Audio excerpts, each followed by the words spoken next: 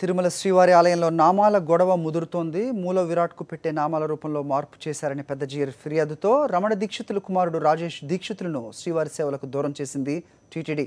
అయితే ఈ విషయంలో టీటీడీ తీరుపై ఆలయ ప్రధాన అర్చకులు రమణ దీక్షితులు మండిపడుతున్నారు. స్వామివారి సేవల్లో తప్పులు జరుగుంటే ఆగమ సలహా మండలితో కానీ ప్రధాన అర్చకులతో కానీ చర్చించి నిర్ణయం తీసుకోవాలని అన్నారు.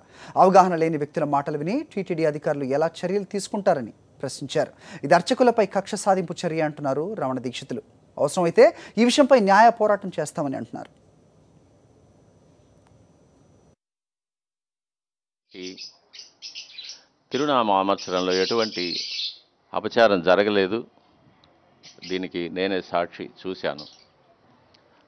కాబట్టి ఏదైనా విమర్శ ఉంటే ఇది వైఖానస ఆగమ శాస్త్రం పరిజ్ఞానం ఉన్నవారు మాత్రమే చేయగలిగిన విమర్శ అది. కానీ అటువంటి విమర్శలకు ఇక్కడ తావులేదు. ఈ అన్ని కైంకర్యాలు బాగానే జరుగుతుంది. వంశపారంపర్య అర్చకులను విధుల్లో నుంచి